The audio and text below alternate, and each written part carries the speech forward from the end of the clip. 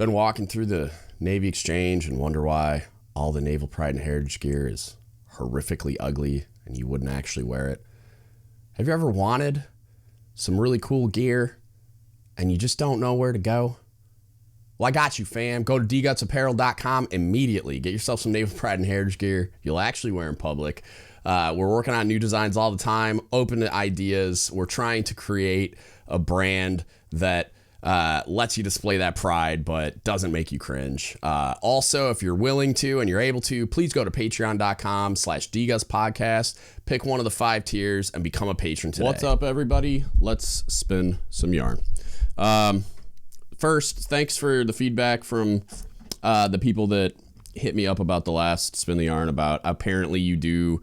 I still have to go down the rabbit hole, and I'm going to talk to a gentleman about it who's doing some kind of training on the blended retirement system. But apparently you do receive some kind of a pension, but it's like at a reduced rate because it's supplemented by whatever the TSP matching stuff is. So it sounds like I'm going to have somebody who is expert, or at least compared to me, an expert, come on, talk to me, and we'll break all that down, which is fun because I have it in kind of like my queue of ideas of things I want to do with the podcast, but they require some like overhead, like research and like scheduling guests and stuff. Is like I wanted to do a series on transition out of the military. Both retirement and separation, and like pointing people towards benefits, bringing on smart kids to talk about things that I'm not an expert on, but I have that my own anecdotal experience and the research that I've done.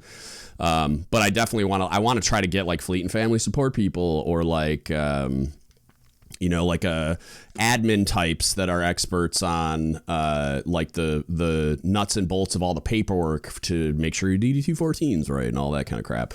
Like maybe like a veteran service officer, stuff like that for the VA claim and all the benefits and all that kind of stuff. So that's going to take some time to plan because I really want to sketch that out and figure out how I'm going to, like what episodes I'm going to do. Sorry, I'm a little congested right now. I apologize for all the sniffing. It's cancer nose problems, but yeah, so it's an idea that's kind of, percolating.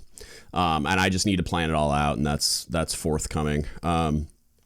But I do want to, I had a couple people reach out. I just wanted to thank you all for pointing that out to me. Cause that wasn't the highlight for me of that episode. So I didn't like look into it as hard as I probably should have. Cause it's been a long time since I've looked I did some training on it when it like first rolled out, whenever it was like 2016, 2017 when they were talking about it, I guess. So like I was more aware of it back then, but like I didn't opt into it. And yeah, I didn't pay that much attention to it, to be honest with you. After that point, I just did what I had to do at the time. And then it wasn't super relevant. And unless somebody asked me a question about it, and then we would look it up. But yeah, I mean, anyway, shout out to the homies. I appreciate you guys pointing that out to me. Apparently there is a pension, which I think I said there wasn't during the episode. I was assuming there wasn't. So yeah, I appreciate you. And then more to come on that. We'll get some good content out on that system, the system itself, how it works, some of the perks, pros and cons or whatever, the nuts and bolts of it. And today we're going to talk about something. I've probably mentioned it in other podcasts, but this idea that like the further away I get from my military service, the more I feel like I'm I don't know, detoxing, or like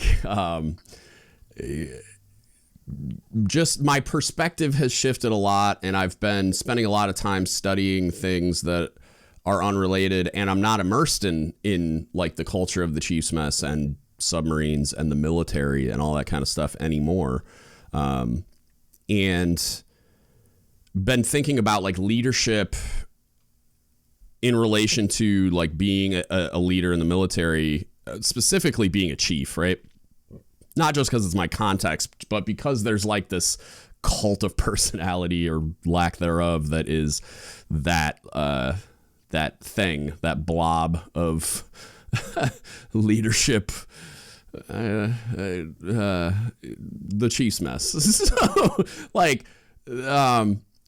it's the idea that like chiefing is leadership and leadership is chiefing, right? Like the idea that because you're a chief, you're a leader by default. The idea that the promotions and awards that validate you along the way and your behaviors along the way make you a leadership expert, right?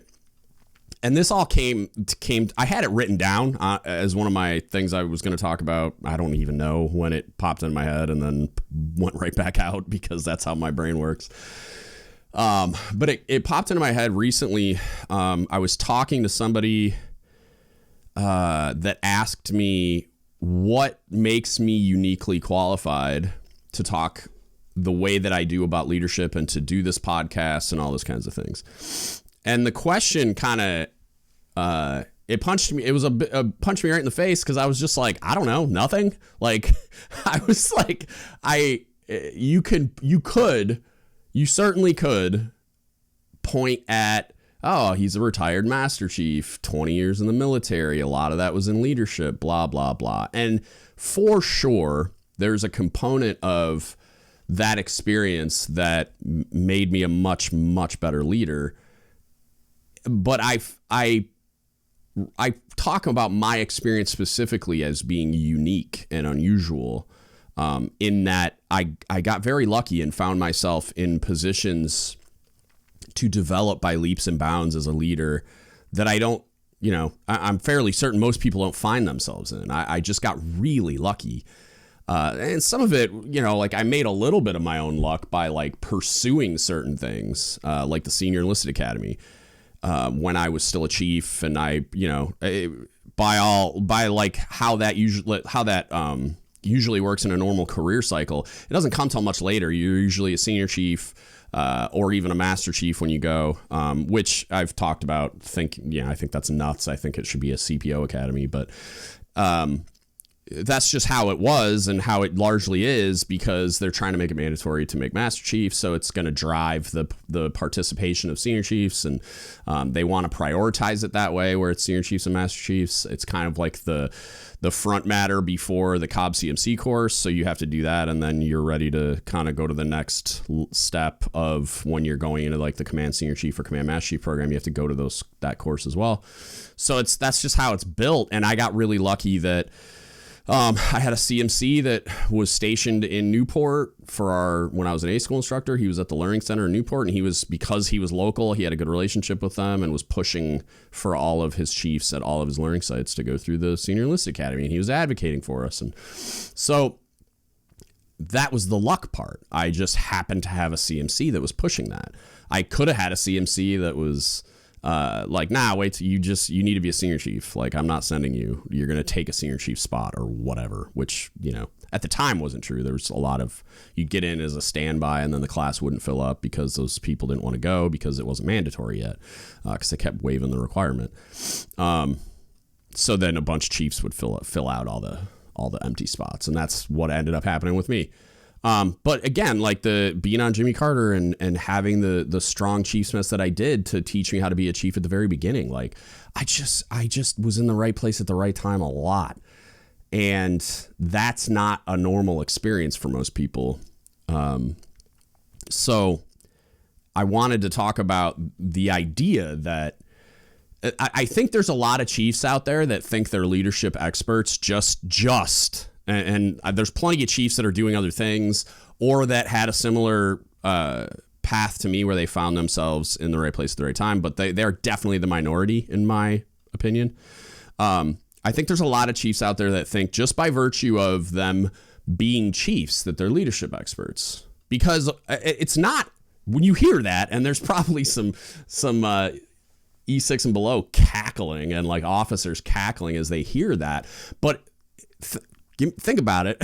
It's not that crazy of an assumption for the person that's in that experience, in that body going through life doing these things, right? Like it's not an unreasonable assumption for that person to make based on like what I've talked about a bunch before. Like they're being told constantly that they're strong leaders. They're being handed these pieces of paper that evaluate their performance in the position that they're in and recommends them for advancement based on that performance, which is a validation of their prior performance, their level of knowledge, their experience. And it says, like, you're ready to be the person that we say is the leadership expert. And then you have the whole cult of personality built around the Chiefs mess that consistently, to an exhaustive degree, like, reinforces it. They're just constantly telling you, like, you're the leadership expert, deck plate leadership, results not excuses, and all the other, shenanigans. So it's not an I'm trying to think of the right word. It's not incorrect for them to assume that based on the environment they're in.